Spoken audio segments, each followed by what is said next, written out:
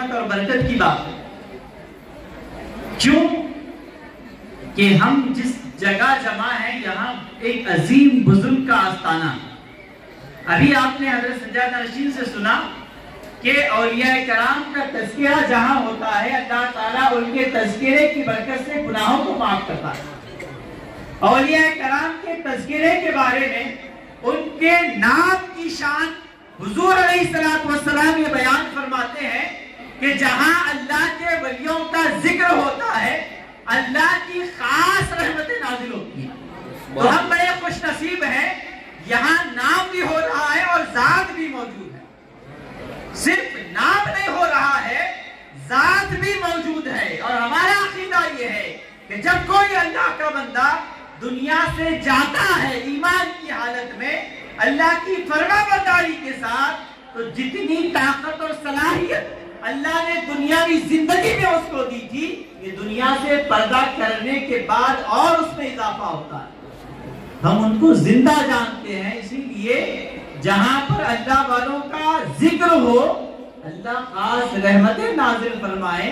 اب بتائیں یہاں ذات بھی موجود ہوئے تو اللہ کی کیسی رحمتیں برس رہی ہوئی. یہی وجہ ہے کہ پورے اطراف سے لوگ عرس کے موقع پر جمع ہوتے ہیں. ہم کیسے زمانے میں آج ہیں؟ آج سوشل میڈیا کا دور ہے.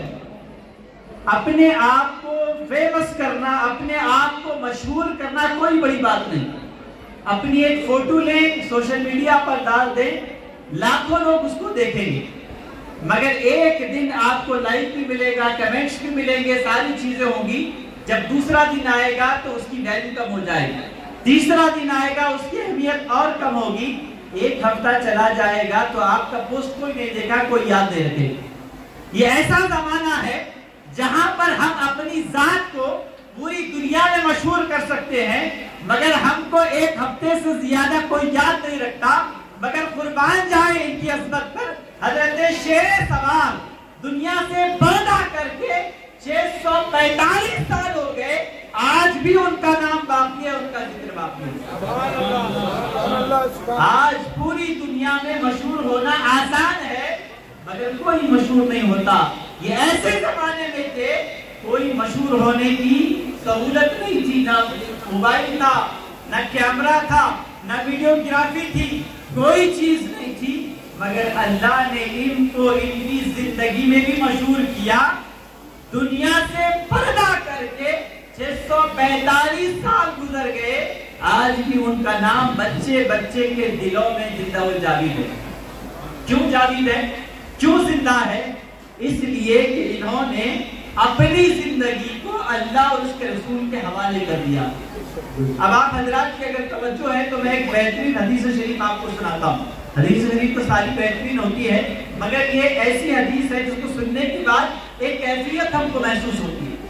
ہم حضرت شیر سوار کی بارگاہ میں آتے ہیں جو منت سے آتے ہیں منت پوری ہوتی ہے جس مقصد سے آتے ہیں مقصد پورا ہوتا ہے. آخر وجہ کیا ہے؟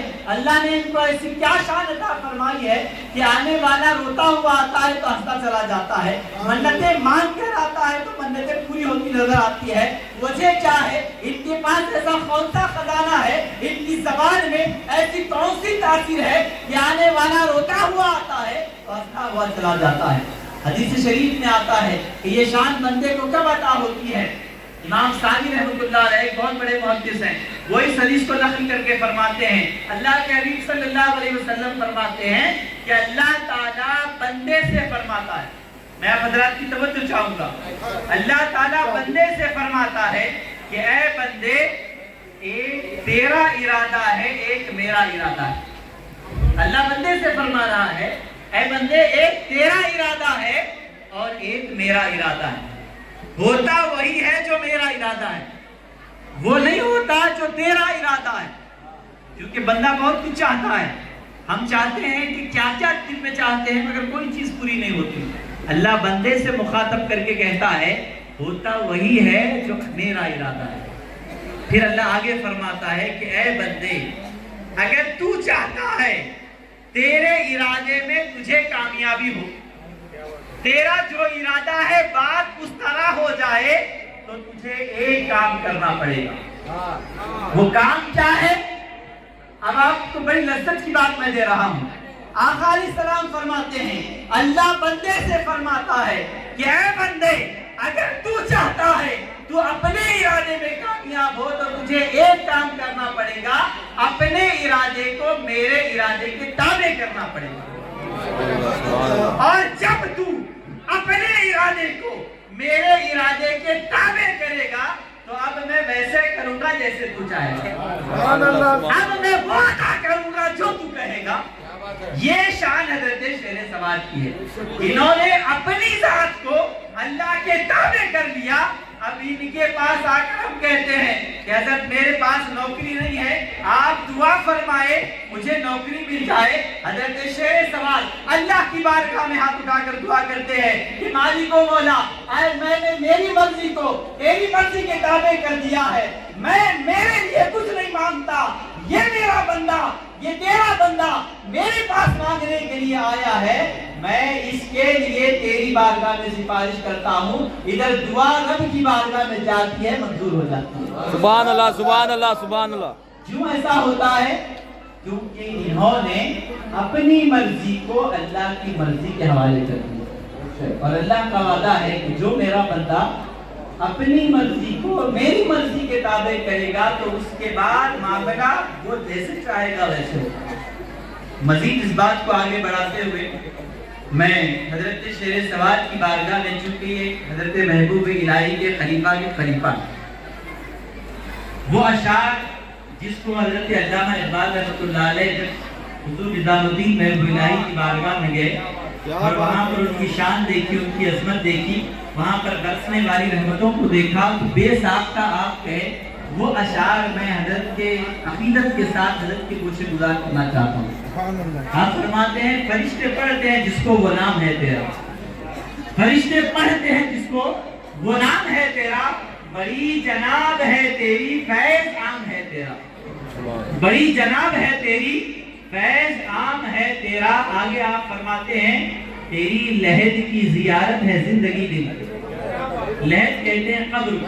علامہ اقبال کا عقیدہ دیکھیں کیا فرماتے ہیں بزرگان دین کے بارے میں, تیری لحد کی زیارت ہے زندگی دل کی, مسیح و خضر سے اونچا مقام ہے. سبحان اللہ, سبحان اللہ. انبیاء کرام کا جو مقام ہے, علامہ اقبال فرماتے ہیں میں جب نظام الدین محبوب الہی کے آستانے کو دیکھا تو آپ فرماتے ہیں کہ آپ کے قبر کی زیارت سے دل کو جلا ملتی ہے, دل کو زندگی ملتی ہے. اور فرماتے ہیں کہ آپ کا مقام وہ مقام ہے کہ عیسیٰ علیہ مسیح و قدر سے اونچا مقام ہے تیرا. تو یہ شان, یہ عظمت انہیں جب اللہ تعالیٰ دیتا ہے کہ جب اپنی مرضی کو یہ اللہ کے حوالے کر دیتے ہیں تو ان کی کیفیت کیا ہوتی ہے. آغاز کریں گے ان کے حوالے سے. قیامت تک جس کو ولایت ملے گی حضرت علی رضی اللہ عنہ کے دربار سے ملے گی. قیامت تک جس کو علم ملے گا حضرت علی کی بارگاہ سے ملے گا. یہ حضرت علی کے فیض یافتہ بارگاہ ہے.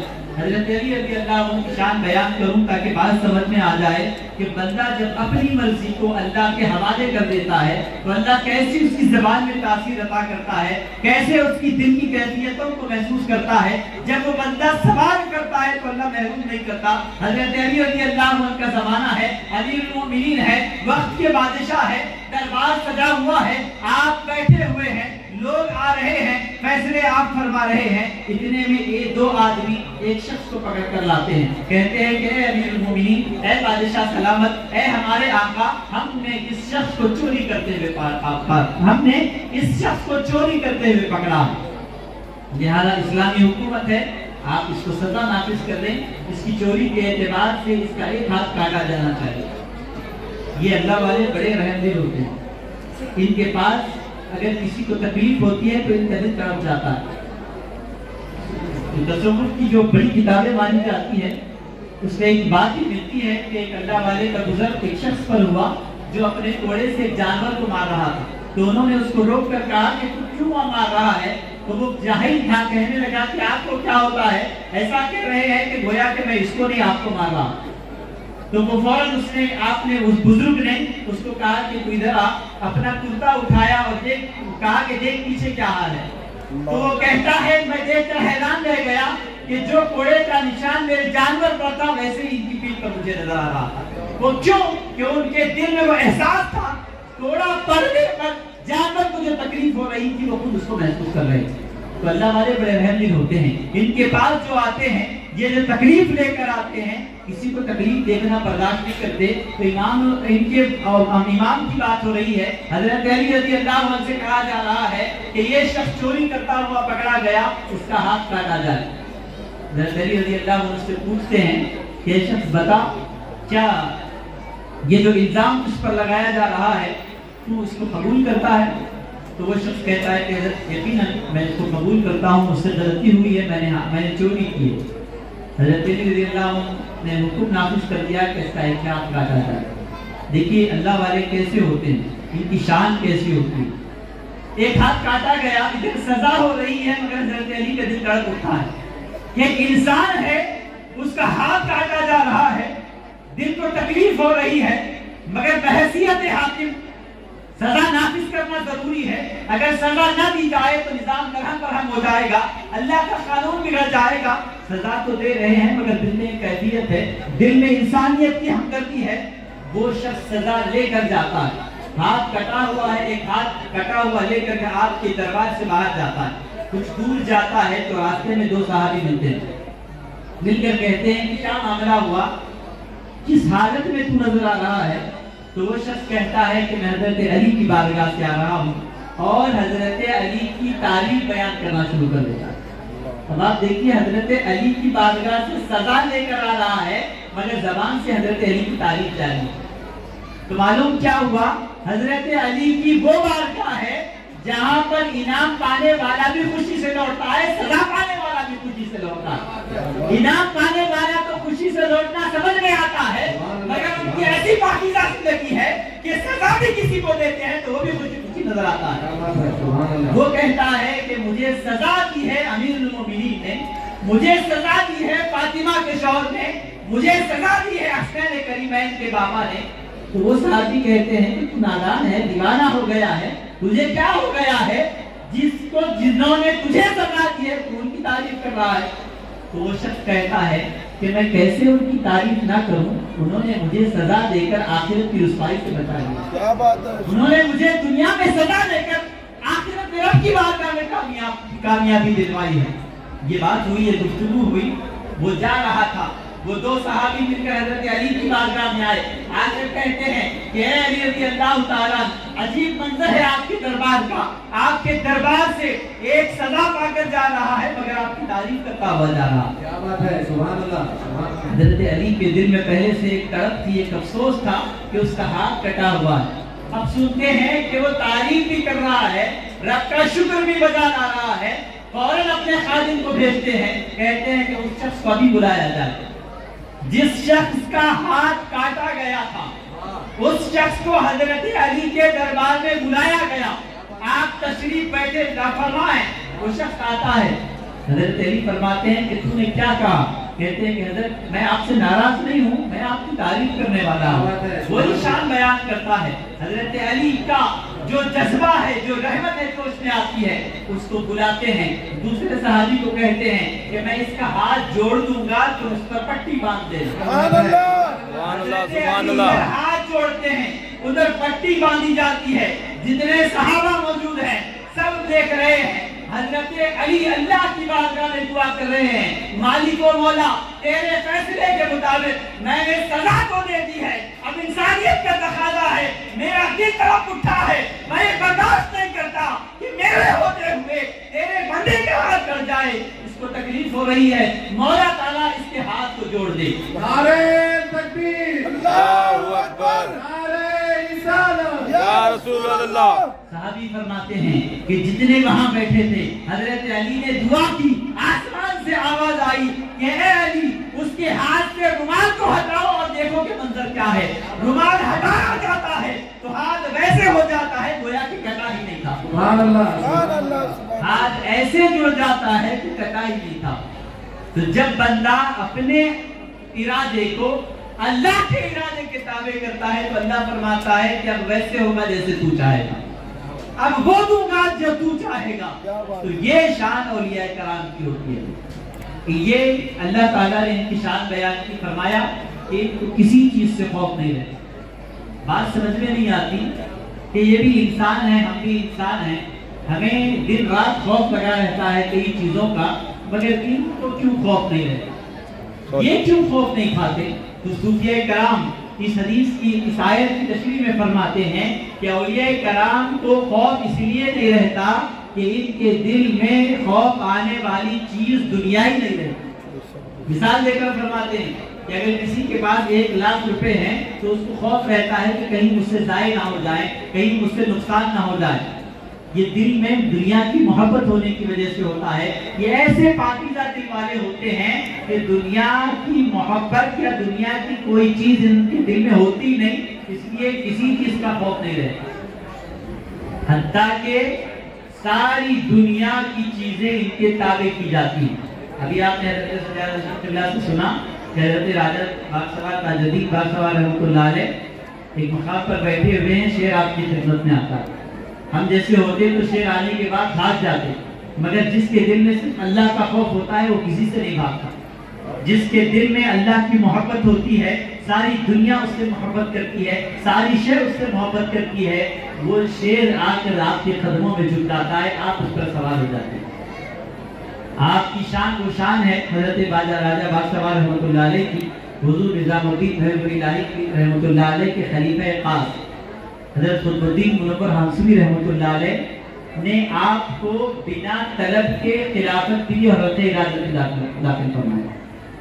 ہم اس زمانے میں ہیں، یہ اس ویسا پاکیزہ زمانے میں یہ لوگ تھے جہاں پر اگر کسی کو مرید بھی بنانا ہوتا تو کئی مشقیں کرائی جاتی، کئی مراحل سے اس کو گزارا جاتا، مگر یہ ایسی پاکیزہ زندگی انہوں نے گزاری کہ کسی ولی کے بارگاہ میں جاتے تو ان کی کیفیتوں کو وہ دیکھ کر اجازت میں بھی داخل کرتے، خلافت سے بھی سرفراز کرتے، کیونکہ یہ پاکیزہ ہو کر آتے ہیں۔ اور اولیاء کے پاس جانے سے ہوتا کیا ہے، ان کی بارگاہ میں آنے سے ملتا کیا ہے، یہ سلسلوں کی اہمیت کیا ہے، یہ سلسلے میں مرید ہونے کی اہمیت کیا ہے، اس پر لوگ اعتراض کرتے ہیں۔ اور اللہ کا فضل ہے، اللہ تعالیٰ نے اولیاء کرام کو وہ شان عطا فرمائی ہے کہ روکنے والے اللہ والوں کے بارگاہ سے روک رہے ہیں، مگر ان کے آستانوں میں ہجوم بڑھتا ہی چلا جاتا ہے۔ آج ایسا زمانہ ہے، لوگ دن رات ان کے آستانوں پر آنے سے کفر و شرک کے فتوے لگا کر روکنے کی کوشش کرتے ہیں، مگر اللہ نے ان کی محبت دنیا کے چپے چپے میں ایسے ڈال دی ہے، عرس آتا ہے، لوگوں کو تاریخ یاد نہیں رہتی، مگر جو ان کے عقیدت مند ہیں کھینچے کھینچے چلے جاتے ہیں، کیونکہ اللہ نے ان کو شان عطا فرمائی۔ میں ایک آخری بات عرض کر کے اپنی گفتگو کو سمیٹ لوں گا، کیونکہ وقت کافی ہو چکا ہے۔ دل تو چاہتا ہے کہ مزید کچھ باتیں کرو، مگر ہمیں ایک ولولہ انگیز کتاب نایاب سے ہمیں مستفید ہونا ہے، ان کے لیے بھی ان سے بھی ہمیں استفادہ کرنا ہے۔ ایک آخری بات، جو ان اللہ والوں کے پاس جانے سے، ان سلسلوں سے وابستگی رکھنے سے، صوفیاء کرام کے نزدیک رہنے سے کیا حاصل ہوتا ہے، کہ کس طرح نوازتے ہیں، تو علماء فرماتے ہیں، محققین فرماتے ہیں کہ یہ اپنے آنے والے کی خامیوں کو دور کرتے ہیں، ان کے پاس جو آتا ہے اس کی خامی کو دور کر دیتے ہیں۔ اس کی مثال سمجھانے کے لیے حضرت خواجہ فرید الدین عطا رحمۃ اللہ علیہ اپنی کتاب میں اس واقعے کو الگ انداز سے نقل کرتے ہیں۔ میں آپ کو سمجھانے کے لیے تھوڑا الگ انداز میں اس کو بیان کر رہا ہوں، مگر واقعہ مستند ہے۔ حضرت امام جعفر صادق رضی اللہ تعالیٰ جو اہل بیت اطہار سے ہیں، آپ ایک مرتبہ ایک دریا کے کنارے اپنے مریدوں کے ساتھ جا رہے ہیں، بڑا ایمان افروز واقعہ ہے، جس سے اندازہ ہوتا ہے کہ ان کے پاس اولیاء کرام سے جڑنے سے، سلسلے سے وابستہ رہنے سے کیسی اللہ کی رحمتیں ملتی ہیں، کیا لطف و عنایتیں ہوتی ہے، کیا ہماری خامیاں دور ہوتی ہے، اس کا ہمیں اس واقعے سے بہتر اندازہ ہوتا ہے۔ حضرت امام جعفر صادق رضی اللہ تعالیٰ اپنے مریدین کے ساتھ، اپنے متقین کے ساتھ دریا کے کنارے ٹہل رہے ہیں، راستے سے جا رہے ہیں، اتنے میں ایک شخص آتا ہے۔ آپ کے ساتھ والے فرماتے ہیں کہ آنے والے کو جب ہم نے دیکھا تو کوئی خاص آدمی نہیں ہے، وکیل چلانے والا ہے، مگر معمولی آدمی نظر آتا ہے۔ امام جعفر صادق سے اتنی بڑی چیز مانگتا ہے جس کو سننے کے بعد ہم حیرت میں پڑ جاتے ہیں۔ وہ آ کر کہتا ہے کہ اے امام جعفر صادق، اے آل رسول، میں اپنی بکریوں کو چروانے کے لیے چھوڑا ہوں، وہ چر رہی ہیں، اس سے پہلے کہ وہ دور چلے جائے اور مجھے انہیں ڈھونڈ کر لانے میں وقت لگ جائے، آپ مجھے سلوک کے مناظر طے کرا دیں۔ آیا ہے بکری چلانے والا اور پوچھتا ہے کہ حضرت اس سے پہلے کہ میری بکریاں دور چلی جائیں اور مجھے بکری ڈھونڈنے میں دشواری ہو، مجھے سلوک کے منازل طے کرا دیں۔ سارے مریدین حیرت میں ہیں کہ آنے والا ایتا معمولی نظر آتا ہے، آنے والا ایک بکری چل رہا ہے، مگر سوال کر رہا ہے اتنی بڑی چیز کا جس کو حاصل کرنے کے لیے صوفیہ کرام سالہ سال لگاتے ہیں اور سالکین سالہ سال گزار دیتے ہیں، مگر وہ مقام نہیں ملتا۔ اس کی طلب پر، اس کی طلب پر، اس کے مطالبے پر، اس کے پوچھنے پر ہمیں حیرت ہوئی۔ حضرت امام جعفر صادق کو سب دیکھنے لگے کہ اب اس بارگاہ سے کیا جواب آتا ہے۔ حضرت امام جعفر صادق کو تکنے لگے۔ امام جعفر صادق خاموش ہیں، نگاہیں بند ہیں، آنکھ کھول کر فرماتے ہیں کہ میاں اپنا کام کرو، آگے بڑھ جاتے ہیں۔ پھر کر حضرت امام جعفر صادق کے پاس آ کر کہتا ہے کہ حضرت آپ میری بات کو نظر انداز نہ کریں، میری بکریاں دور جا رہی ہے، میرے پاس وقت نہیں ہے، آپ مجھے منزل پر پہنچا دیں۔ اب حیرت پڑ رہی ہے، لوگوں کی حیرت پڑ رہی ہے۔ 3 مرتبہ ایسا ہوتا ہے، حضرت امام جعفر صادق اس کو دیکھتے ہیں، اس کا جائزہ لیتے ہیں، پھر مراقبے میں جاتے ہیں، آنکھ بند کرتے ہیں، کچھ دیر، کچھ لمحہ آنکھ بند کر کے فوراً آنکھ کھولتے ہیں اور اپنے مریدوں سے کہتے ہیں کہ فوراً اسے دریا میں ڈالیں۔ الٹی ہی چال چلتے ہیں دیوان گالش، آنکھوں کو بند کرتے ہیں دیدار کے لیے۔ حضرت امام جعفر صادق کا حکم ہوا، مریدوں نے اس کو لے کر دریا میں پھینکا اور حضرت نے اپنے مریدوں کو پابند کر دیا کہ کوئی بھی اس کی مدد نہیں کرے گا۔ اب پانی کا یہ ماہرین لکھتے ہیں کہ پانی میں جب کوئی بندہ جاتا ہے تو 2-3 مرتبہ اوپر آتا ہے، اس کے بعد جب جاتا ہے اگر وہ تیرنا نہیں جاتا تو وہ ڈوب جاتا ہے۔ پہلی مرتبہ جب وہ پانی سے اوپر آیا تو اس نے تڑپ کر حضرت امام جعفر صادق کو پکارا کہ حضرت میری مدد فرمائے، میں ڈوب جاؤں گا، میں ہلاک ہو جاؤں گا۔ حضرت امام جعفر صادق نے فرمایا کہ وہ تیرنا بھی نہیں جانتا، میں جانتا ہوں، مگر کوئی اس کی مدد نہیں کرے گا۔ اب مریدوں کی حیرت کی انتہا ہے کہ آنے والا ایک عجب کیفیت سے آتا ہے اور اس کے ساتھ معاملات بھی عجب ہو رہا ہے۔ دوسری مرتبہ وہ آواز دیتا ہے کہ اے آل رسول میری مدد فرمائیے۔ حضرت امام جعفر صادق فرماتے ہیں کہ کوئی اس کی مدد نہیں کرے گا، اور لمحے میں ایک ایسا منظر سب کی نگاہوں کے سامنے ہے۔ وہ تیسری مرتبہ جب اوپر آتا ہے تو پانی میں چلتا ہوا ایسے آتا ہے جیسے زمین پر چل رہا ہے، اور آ کر حضرت کی قدم بوسی کرتا ہے اور چلا جاتا ہے۔ کوئی سوال، کوئی جواب، کوئی بات نہیں ہے۔ جو مقصد کے لیے آیا تھا مقصد میں گیا اور چلا گیا۔ مریدین دست بستہ کھڑے ہیں کہ حضرت سالہ سال آپ کی غلامی میں ہے، مگر ہم کو اب تک وہ مقام نہیں ملا جو اس نے ایک لمحے میں حاصل کر لیا۔ ماجرا کیا ہے؟ آنے والا ایسا کمتر نظر آ رہا تھا، مگر ایسی شان سے آپ نے اس کو نوازا۔ ذرا اس کا خلاصہ فرما دیں۔ حضرت امام جعفر صادق فرماتے ہیں کہ آنے والا جب آیا تو میں نے بھی اس کو تمہاری طرح نظر انداز کر دیا۔ میں نے سوچا کہ دیوانہ ہے، کوئی بات ایسے ہی کر رہا، کہہ رہا ہے، مگر جب اس کا اصرار بڑھتا چلا گیا، اس کی طرف بڑھتی چلی گئی، اس کا مطالبہ بڑھتا چلا گیا، تو میں نے اس کو دیکھا، ایک نظر میں دیکھا تو میں نے پہلی نظر میں اس کو دیکھا تو سارے فرائض وہ ادا کرنے والا تھا، سارے حقوق کو وہ ادا کرنے والا تھا۔ امام جعفر صادق کے آنکھوں کا اندازہ لگائیے، شخصیت کو دیکھ کر کہتے ہیں کہ نظر کا پابند ہے، شخصیت کو دیکھ کر کہتے ہیں یہ حقوق کو ادا کر رہا ہے، شخصیت کو دیکھ کر کہتے ہیں گناہوں سے بچا ہوا ہے۔ پھر حضرت امام جعفر صادق فرماتے ہیں کہ جب دوسری مرتبہ میرے سامنے آیا تو میں نے اس کو نگاہ بند کر کے دیکھا، نوافل کا بھی اہتمام کرنے والا ہے، سب کچھ ہے۔ تیسری مرتبہ جب اس کا اصرار بڑھا تو میں نے ایک خانی اس کی پائی جو اس کے درمیان حجاب کا کام کر رہی تھی۔ اگر وہ حجاب نہ اٹھتا تو وہ مقام حاصل نہیں کر پاتا، وہ حجاب کو دور کرنا تھا۔ وہ حجاب کیا تھا؟ حضرت امام جعفر صادق فرماتے ہیں کہ وہ حجاب یہ تھا کہ وہ جو رب کو پکارتا تھا، معاملات تو سارے صحیح تھے مگر یقین کی کمی تھی، یقین کی کمی تھی۔ تو میں نے اس کمی کو کیسے دور کیا؟ میں جانتا تھا کہ وہ تیرنا نہیں جانتا تھا، میں نے اس کو دریا میں ڈالنے کا حکم دیا۔ پہلی مرتبہ جب اوپر آیا تو اس کا پورا یقین میری ذات کے پاس آیا کہ امام جعفر صادق چاہیں گے تو مجھے ڈوبنے سے بچائیں گے، تو میں نے اس کی طرف توجہ نہیں کی تاکہ اس کے اس کا جو حجاب ہے وہ ہٹ جائے۔ دوسری مرتبہ گیا تو اس میری طرف سے وہ نا امید ہوا کہ حضرت مجھے نہیں بچائے۔ دوسری مرتبہ اوپر آیا تو مجھ سے نا امید ہوا، مگر پھر بھی کچھ کم یقین سے اس نے مجھے پکارا۔ جب تیسری مرتبہ اندر گیا اور اوپر آنے والا تھا، اس کا یقین میری جانب سے ہٹ کر پورا یا اللہ کی جانب ہو گیا۔ اب اس نے تیسری مرتبہ مجھے نہیں پکارا، رب کے ساتھ اپنے رب کو یاد کیا، اس کا جو حجاب تھا اللہ نے یقین کی برکت سے ہٹا دیا، اور منظر تم نے دیکھ لیا کہ پانی پر ایسے چلتی ہوئی آیا جیسا کہ زمین پر جا رہا۔ سبحان اللہ۔ یہ شان کس کے صدقے میں اس کو ملی؟ یہ نسبت سے ملی، یہ ارادت سے ملی، یہ سلوک جو طے کراتے ہیں صوفیہ کرام یہ ایسے ہی نہیں کراتے۔